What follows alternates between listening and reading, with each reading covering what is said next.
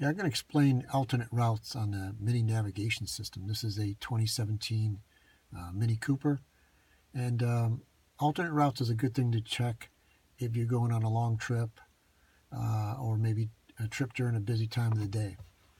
So you go to the main menu and you select the little flag, which is navigation system. And I'm going to enter a kind of a long trip I took last month up to just west of Washington, D.C.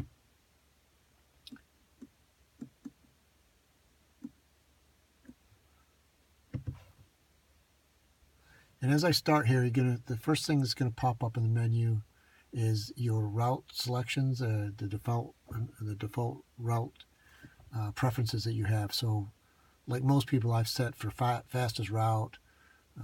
I've got it designated. I've got the electronic toll tag in the car and that sort of thing. But you can avoid toll roads and that sort of thing.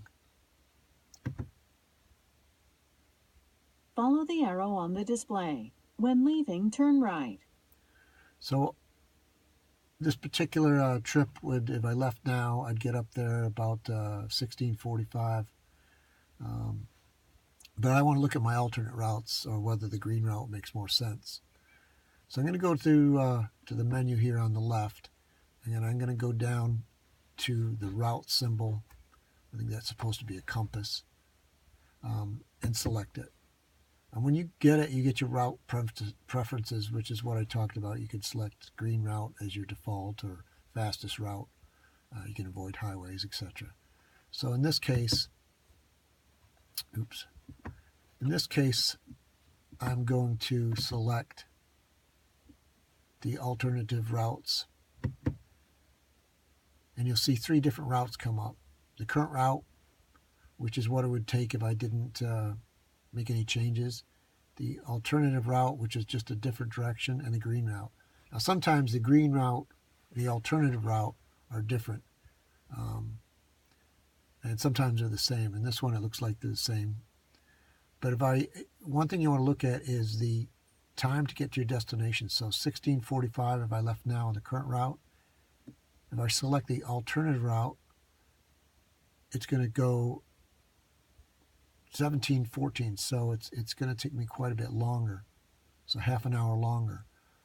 But if you also look at it, there's a little fuel pump symbol that comes up along with the selection, and it shows me adding 18% to the fuel amount used on that trip.